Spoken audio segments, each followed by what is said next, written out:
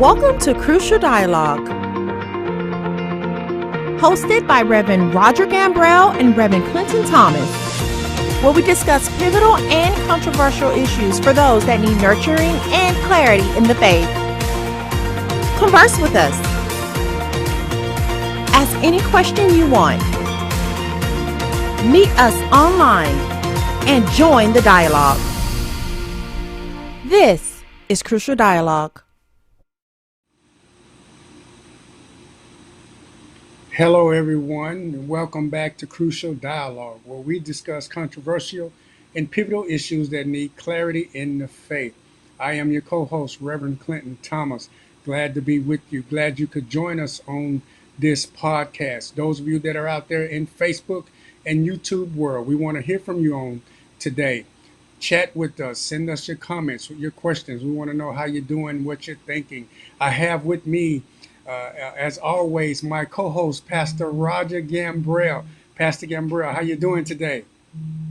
I'm good, man. Thanks for asking. It's good to be on Crucial Dialogue.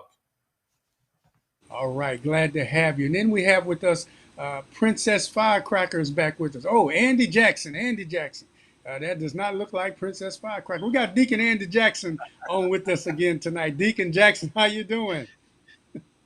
I'm doing just fine. Coming to y'all remotely. Monday, ready to get some Crucial Dialogue on. We're glad to have you, brother. Glad to have you. Now, without further ado, we have with us Princess Firecracker, Sherelle Ross. Sister Ross, how you doing on today? I'm doing well. Glad to be here. Well, glad to have you. It is always a pleasure for us to gather to have Crucial Dialogue. Well, folks, tonight we got an interesting topic. We're going to begin with a question. And the question is, where on earth, where in the world is the money going? We can't account for it. Church folks, city folks, sinners, saints, everybody, where is the money going? So we want to talk about that tonight. Let's have some Crucial Dialogue. We want to know, we want to hear from you. Tell us, where is the money going? I want to know, are we pretending to be broke? Are we faking being broke? And we got money, we sitting on it. Or are we really broke as we say we are? All right, let's get this thing started. Let's see, who wants to go first? Deacon Jackson, you look like you're ready to shoot a jump shot. Tell us, where's the money going, Deacon Jackson? Well, one thing for sure, I can tell you that it ain't in my pockets and in my bank account. So, but if I could take a long shot at where I think the money is going, I would say the economy. Okay. Statistically speaking, Black people spend about $1.3-ish trillion. And so we're doing our part in helping the economy thrive, but it's not really doing a lot to get right back to us. So I guess we can figure that one out too. Okay. Pastor Gambrell, before we take a deep dive, what do you got to say about where is the money going? Chick-fil-A. Hey, watch out! Now. I just hold up. Now, wait. I just came from Chick-fil-A, and I willingly gave them $13.80. It's facts. It's going on those nuggets. It's going on that number one combo, fried Dr. Pepper. Brother Deacon Jackson was accurate. Okay. He gave a different answer, but specifically, it's going to Chick-fil-A, it's going to Cane's, whatever place, that's where it's going. Okay. Princess, talk to us. Where's the money going? Okay. I feel like this is a safe space, and I can say this. Okay. So, say it. Hello, my name is Sherelle, and I'm a shopaholic. All my money goes to Amazon. It goes to Macy's. It goes to, like y'all said, Chick-fil-A. I like pizza, so Pizza Hut. That's where my money goes. We got a comment that's hilarious. Hey, don't Okay. Somebody says, "Hey, don't talk about Kendra." Hey, to those of you out there in the Kendra all Facebook right world and with you. YouTube, yeah, we're gonna try not to use any names. We want to use examples, but I guess Kendra is a good place to start. Let me give a shout out to But Trevor. Y'all pray for Trevor. Y'all lift yeah, Trevor yeah, up. yeah, yeah. Ooh. So as we talk about where is the money going, where's the money going? Fast food comes out right off the top. Okay, why are we spending so much money on quote unquote fast food? Okay, that's why I asked the question: are we pretending to be broke?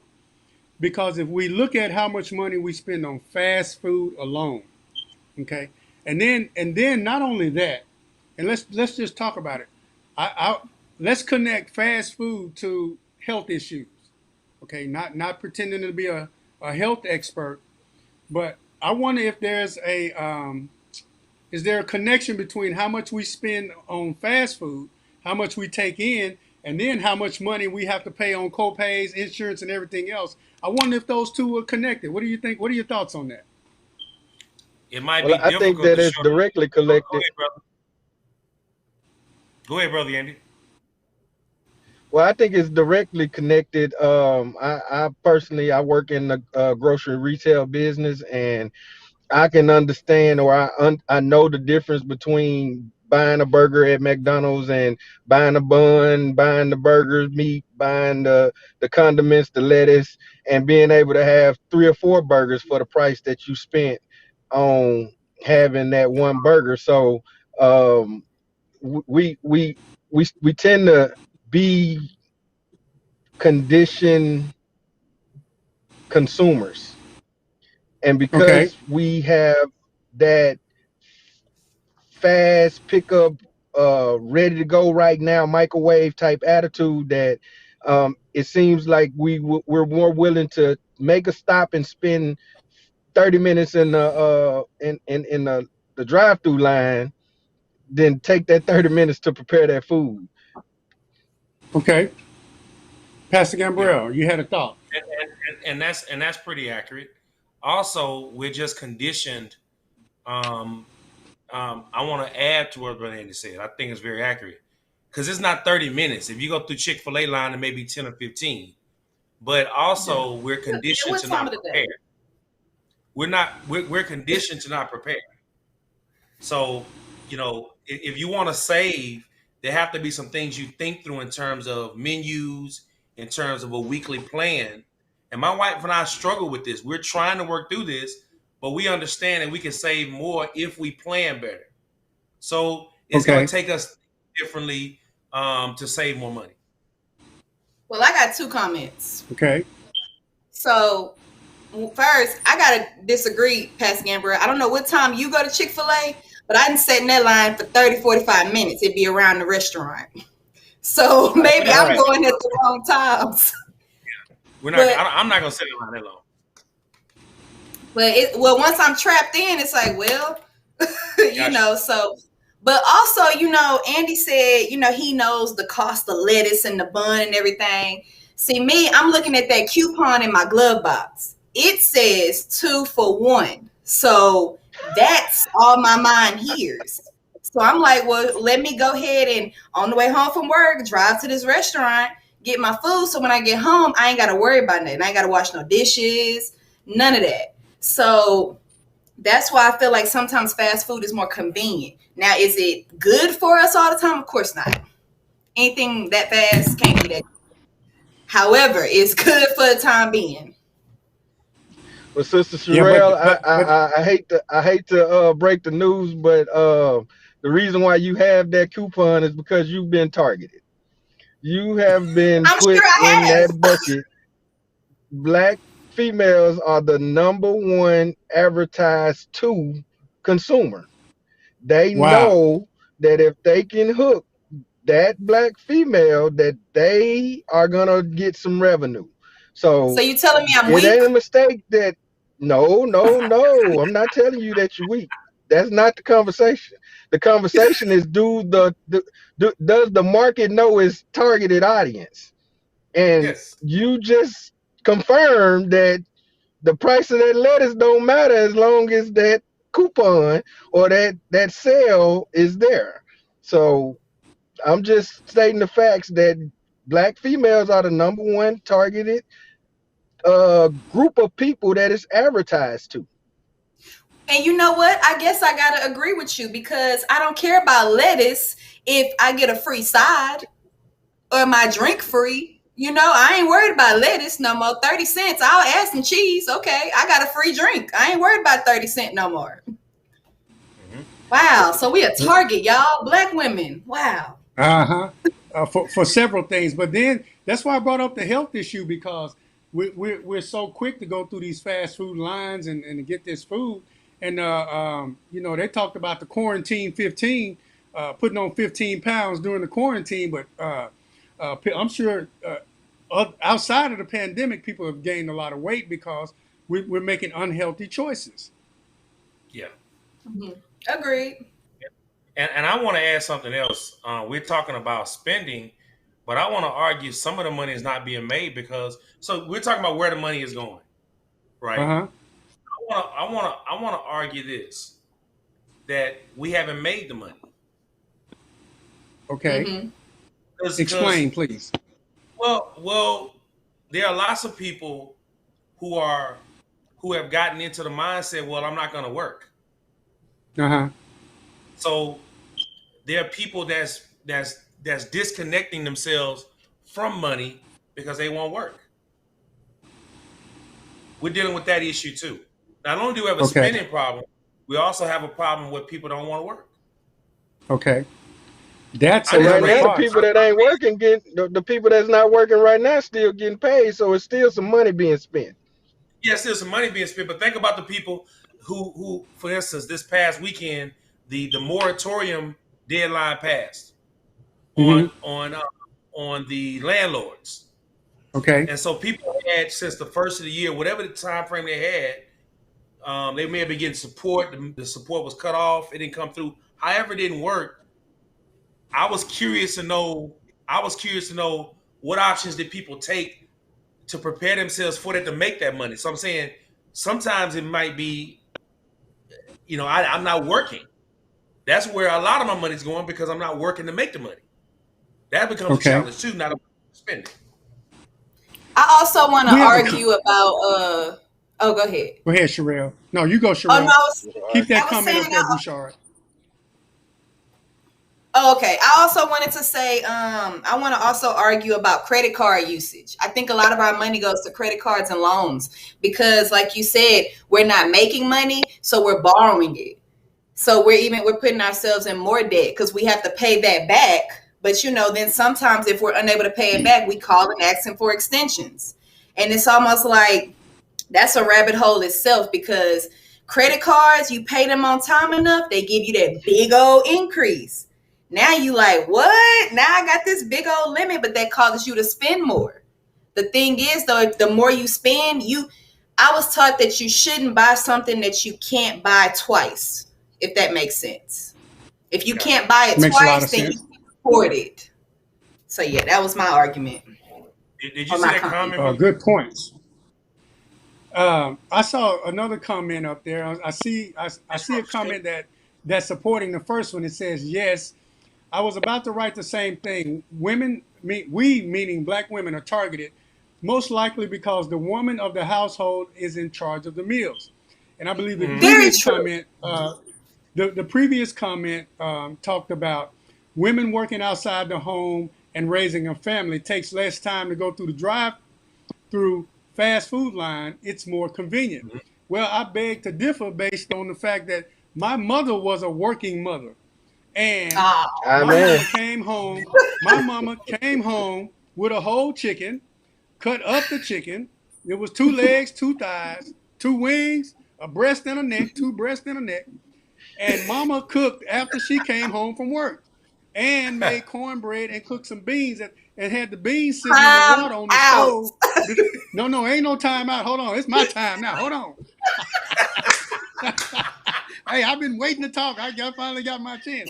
So this thing about mamas, this thing about women working and it's convenient. No, you need to come home and cook. Your husband need a home cooked meal off the stove with fire, not dropped in the grease at Whataburger and Burger King. Now, I don't want to hear nothing else about women working and they ain't got time to cook. Now, all right, I got that off my chest. Go ahead, Princess. He got it off that. You got it off your chest. I'm ready That's now. fine. Hey, we can go ahead now. And that's all good and dandy, because I'll be the first to say, my mama came home and cooked. She came and cooked. Sometimes stuff would be simmering in the crock pot when we left to go to work and school, and we come back. However, on Tuesdays, we eat Popeyes. It's cheap. It's quick. We ain't got to cook. Women get tired of cooking. You want us to cook, then we got to clean the dishes. We got to clean the kitchen. We got to mop the floor. And then we got to look at y'all. We tired. So someday, fast food is more convenient. Help out, Pastor Gambrell.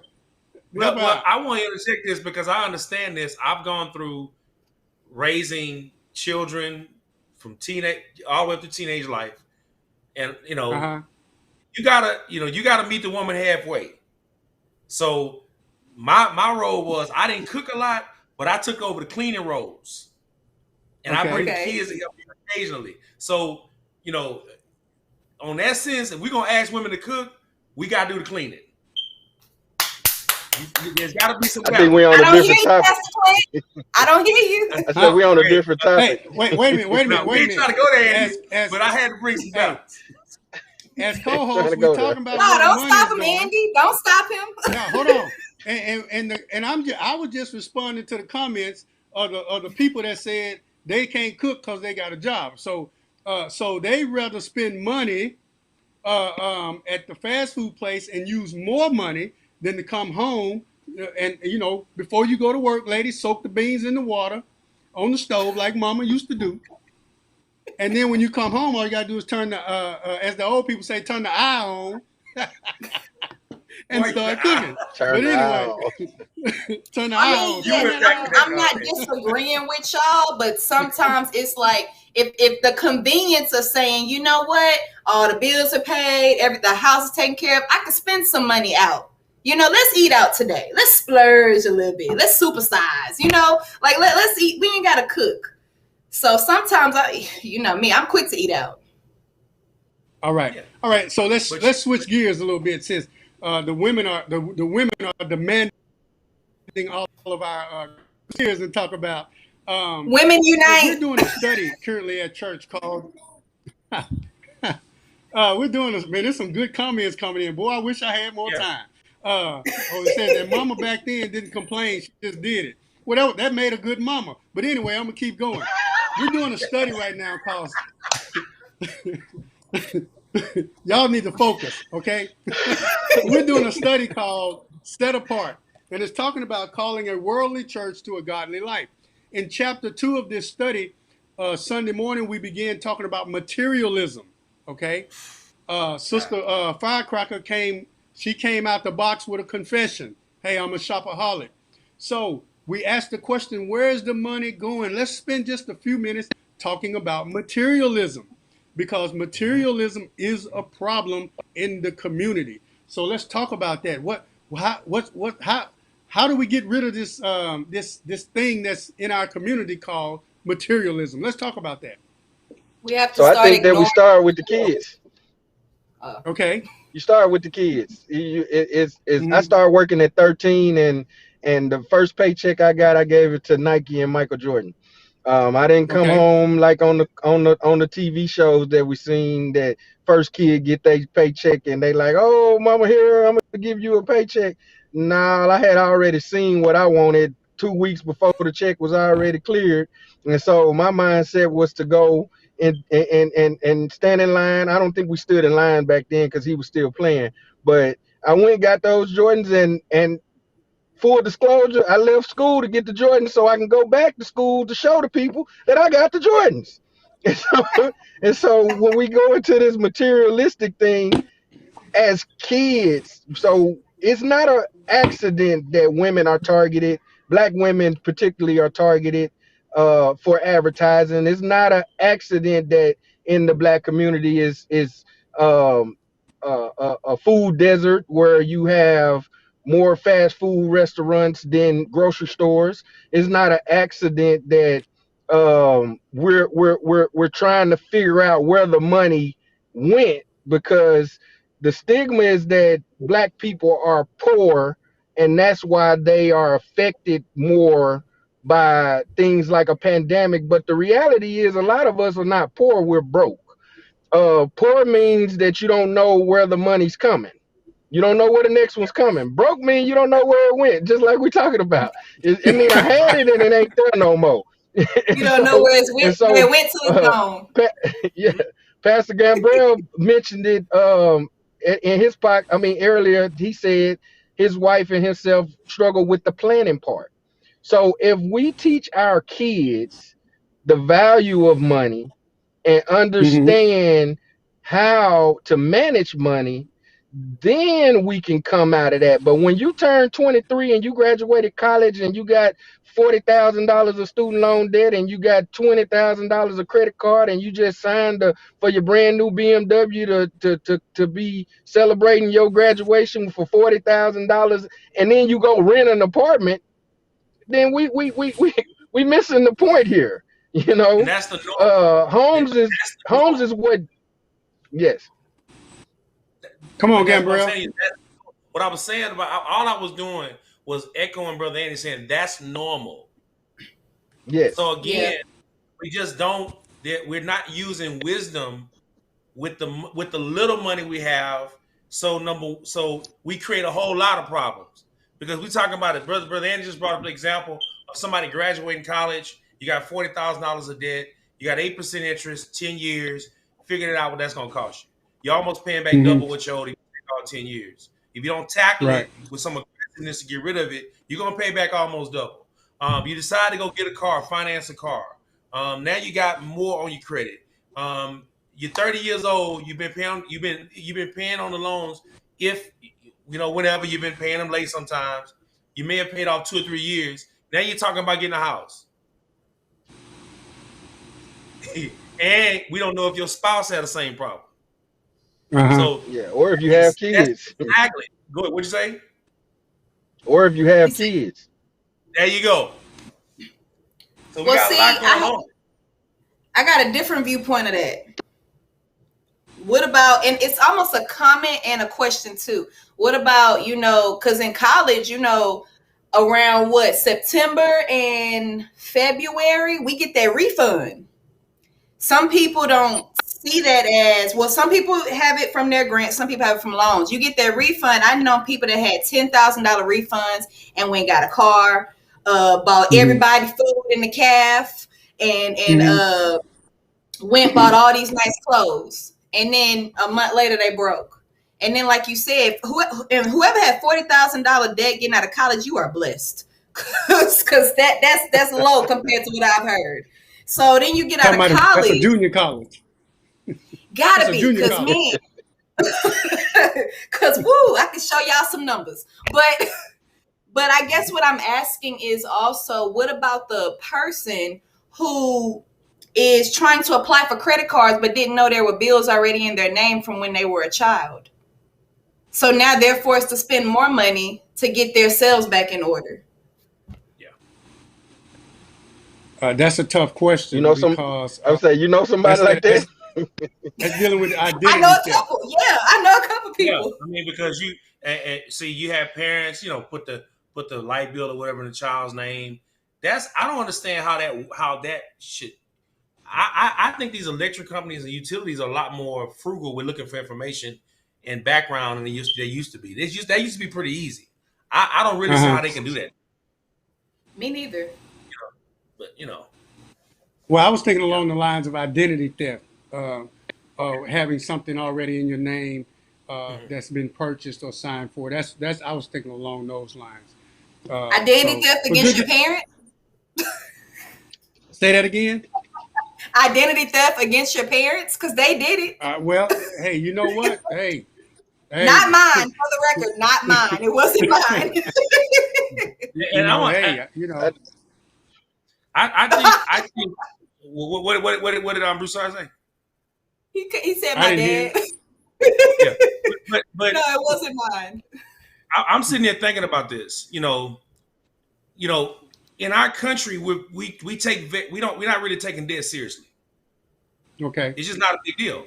I got to show y'all a Bible verse, brother Bouchard, 2 Kings 4, verse 1. I'm gonna show y'all a verse. Just something I want to I'm just in my mind right now. 2 Kings chapter 4. It says this, okay. Now there cried a certain woman of the wives of the sons of the prophets unto Elijah, saying, "Thy servant, my husband." So this guy was a prophet in the ministry of Elisha, saying, "Thy servant, my husband, is dead. And thou knowest that thy servant did fear the Lord." And he says, "And the creditor is come to take unto him my 2 sons and the bondswoman." Okay. So be his bondsman. So in the day and time in which Elijah lived, in the Old Testament, when you owed money, they would take your family and you would become slaves and indentured servants. So whatever happened in this situation, the father did not have enough assets to cover whatever debts they had when he died, and so his family was in trouble. So a lot of times we kind of play around with spending and don't take it seriously when it comes to saving. But I constantly think about the fact that my wife and my kids are gonna bear the brunt of my bad decisions. Right. So it's important that these are things we think about. So I want to throw it out there for us to talk about. Well, I think that historically, if we look at, when we have this conversation about money, it to me, it brings in perspective like how short time ago, or how more recent it was when Black people actually became acclimated into this society, what we call America. The Civil Rights Bill, the Civil Rights Act was passed in '63. So you take that to where we at right now, we're looking at about, 50, 50 years. Pastor Clint, that is 65 years. So before we was able to actually participate in the rules in this country, a lot of things were set up when they allowed us to have it. So a lot of people think that when Martin Luther King came and had his dream, we had, a fairy tale of a fairy that came in and shot through all the racism and segregation and discrimination in this country. But what it did was it took it off the front street and put it on the back street.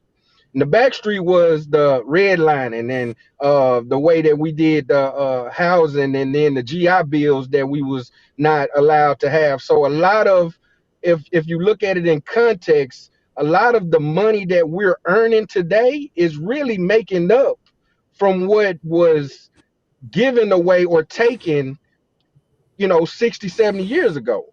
Because if our grandparents or parents was actually allowed to accumulate wealth, then we would have the information within us to teach. So if you bought a house, if my grandma bought a house for $16,000, and 20 years later, when I graduated high school, that house was worth $16,000, why would I go buy a house? Why would I be thinking about a house as it gains equity, but that same house or the same time frame, another house across the road was paid for $16,000, and then 30 years later they done put 2 generations of kids through college. So out of that same house that they paid $16,000 for. So yeah. When we're starting off so far behind, that's why it's really important for us to teach our kids, especially the ones that have made it to a good, comfortable economic status, to say, hey, don't be wasteful with your money. Don't think that I got it just because I'm allowing you to live a comfortable life. Right. This is how it works. If we don't explain how it works, money, religion, politics, we don't talk about them enough. And they all 3 go hand in hand. You just can't have one without the other. but we steer away from it, which puts us in that consumer role, which makes us more willing to spend now because we're not really looking at the future like that. We're not thinking about it that far ahead. Yeah. We talked about life insurance the other day. You know, we don't think about those things that can be seeds that's planted today that will manifest into Lord knows what in 5, 10, 15, 20 years. But if we continue to just live for today, then I'm gonna go buy my Jordans and my Chanel purse and my Louis Vuitton, and I'm gonna floss on people, and I'm gonna be like, what? But Jackson, you made a comment about children, and someone sent in a comment talking about their children graduating from college. I wanted to read that comment that was sent in. Brother Bouchard, it was the last comment that you just put up there. We missed it. Chandra Washington. Yeah, That one. It says sometimes parents want their kids to leave so quickly after college, and the kids want to be grown without job stability and start spending on apartments, etc., independence too quickly. I see this often. Like you have college age kids who have debt. I've told a lot of kids that you need to sit down and put a plan together to attack your debts. And one of the things I always tell them is one of the best things to do is sit with your parents and discuss a plan with paying your debts and staying home. Yeah. You need 2 to 3 years to just work on getting your debts almost to zero. That way, when you jump out into the world, you don't jump out into the world behind. Well, not so much in debt, because that really becomes a frustration, down the road. A lot of millennials don't want to get married because of debt. Wow. So it's important that, when we talk to our young people that graduate college, hey, slow down. I know you're ready to tackle the world, but you got to look at what's going on with your life financially. So as you go forward, you can tackle things more successfully. That's a two-sided way to look at that. That's a two-sided way to look at that, because you got the parents that will give their kids their walking papers at 18, birth certificate, social security card, tell them, all right, go figure it out. And then you have other parents that are, they'll tell their kid, oh, you can stay here. Or the kid will be like, well, I want to get as far away from y'all as possible. See, when I first moved out, I moved out because I felt like I needed to learn financial stability. My parents told me I could stay here, but I said, well, no, I want to move out. My dad told me I would help you with anything that you need, but I would not pay your rent because you could live here rent free. And he's word. He did not pay my rent. And, as time came about, I ended up coming back home because, like you said, debt catches up with you, whether it be college, if you have a car note, anything, debt catches up with you. And staying home really does give you that financial stability. But everybody is not, especially youth coming out of high school, they don't hear debt. They don't hear I need help with money. All they hear is I'm 18, I'm free, I want to get away from you. And I'm grown. Yeah, and they want to be grown because they feel like if I'm at home, I can't come and go as I please. But to be honest with you, if you have that conversation with your parents and say, hey, what's an acceptable time? Some parents will say, look, if you're not in here by midnight, don't come home. Don't disrespect my house like that. But you got to respect that. But you're saving money at the same time because you're at home. You're not paying outrageous rent that increases every year. So it sounds like we got to start early with our children, teaching them. I like what Pastor Gambrell talked about, having a plan. I'll never forget a commercial I saw one time that said people's plans don't fail, people fail to plan. And I think that's operable to what we're talking about. So also let me read this verse because I want to change gears again, and I want us to get crucial with this dialogue. Proverbs 22:7. Bouchard, if you could put that on the screen. Proverbs 22:7. And it says, the rich rule over the poor, and the borrower is a slave to the lender. Thank you. So where is the money going? Is the money still going to the slave master?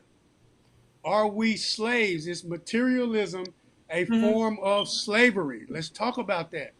The rich ruleth over the poor, and the borrower is a servant. One translation says a slave to the lender. So, are we dealing with a different type of slavery? Let's talk about that for the next Amen. 2 to 3 minutes.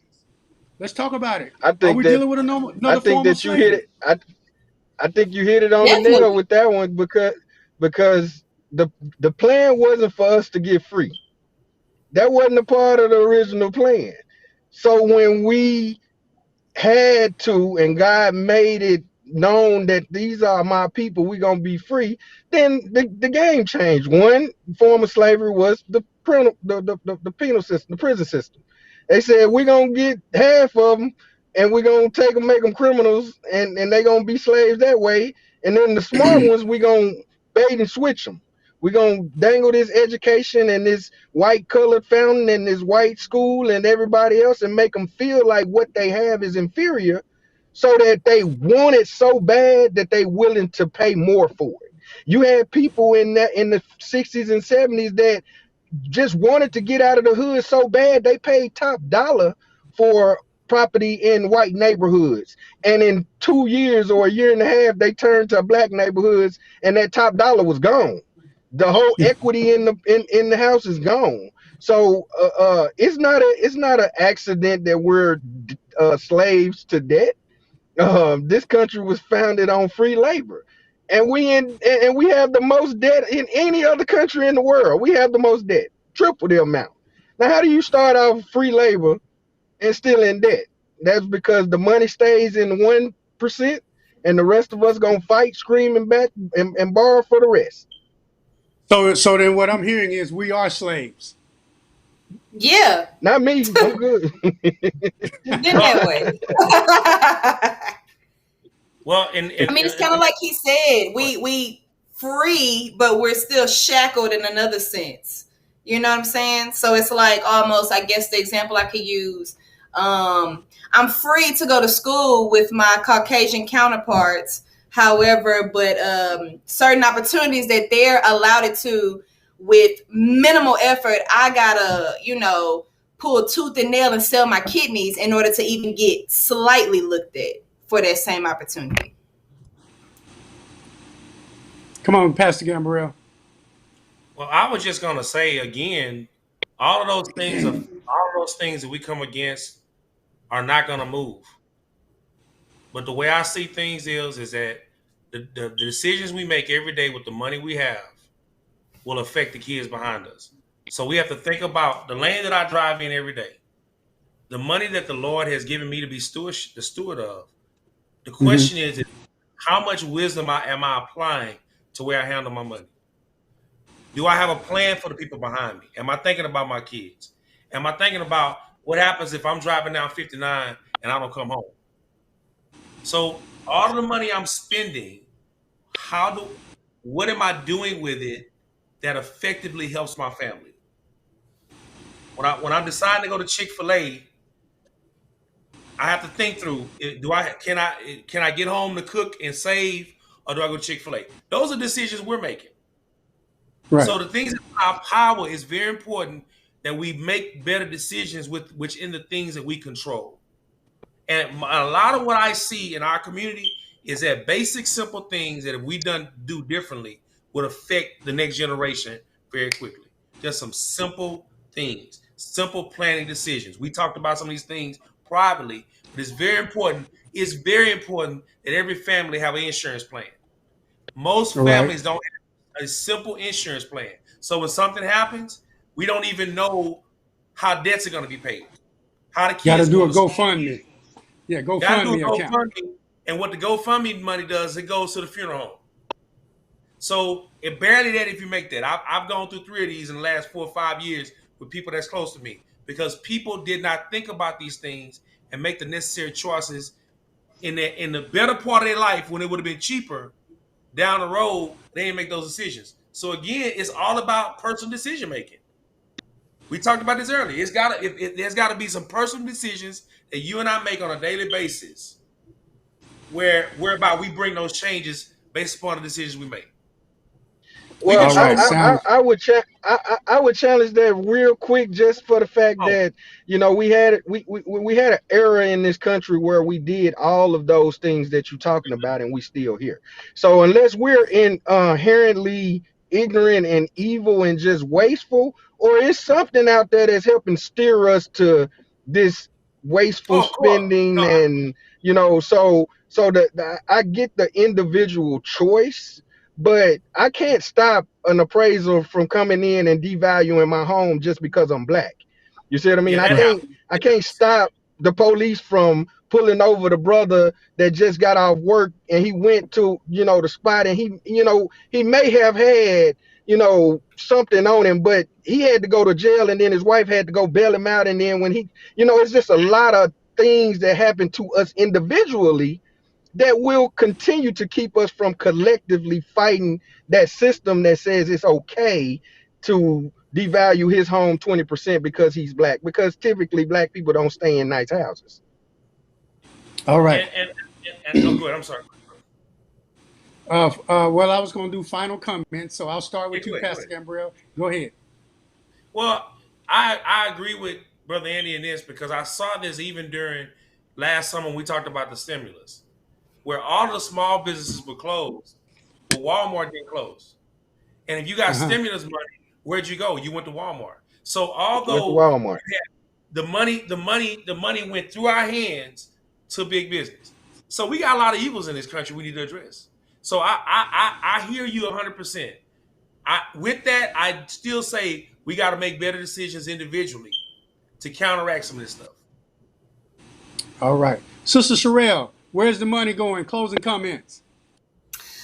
My final comment would be that the first time I learned about financial literacy outside of my parents telling me to save or I'm going to be broke was when I took exit counseling when I was graduating about my student loans from college. That wasn't until 2016. So I done went through 4 years of college and didn't know anything about financial literacy until I was done.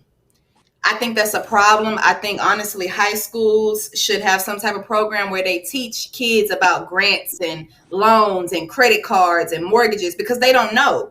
They graduate and all they know is AX plus BX, Y equals MX plus B. That's all they know. And I don't think that's enough. And that's why we're getting out here and we're making these crash decisions, because we need money. So we just need more classes and education to help prepare our kids. That's my comments. Well put. Deacon Jackson, what's up? Where's the money going? Like I started off, I said the money is going to the economy, and the economy needs the money. The problem is that we have to start early. We have to start at 2, 3, 4 years old, because if we wait till our child is 15, 16, and they've been told that 18 you graduate high school, 21 you can buy alcohol, you're grown, that's gonna defeat the purpose, especially when they've been living a certain type of lifestyle without having to pay one bill. So it's gonna be a harder transition into adulthood if you don't start early. So this whole notion of let kids be kids, we need to start making kids understand how hard it is to make this money, so that when there's their time to help us make this money, we're doubling up, and then you're not a liability instead of an asset. That's good. All right. Well, folks, this has been a good dialogue, some good crucial dialogue, asking the question, where's the money going? I'll do like Andy Jackson. I'll finish like I started. Are we really poor, or are we just pretending to be broke? Are we wasteful, as one commentator said? Are we victims, or are we sick with the sickness of materialism? These are good questions we need to ask ourselves. We need to know, where is the money going? Well, folks, it's been great. We hope you've enjoyed this crucial dialogue. We want you to join us next week. Same crucial time, same crucial channel. I'm Reverend Thomas. My co-host is Pastor Gambriel. Thank you, Deacon Andy Jackson and Sister Firecracker. We'll see you all next time. Be blessed. This podcast is made possible by listeners like you. Make sure you never miss a show by joining us on Mondays at 6 p.m. p.m. by going to our website, powerhouseoflove.org, our YouTube and Facebook channel, or the Google and Apple podcasts. Hope you tune in next time.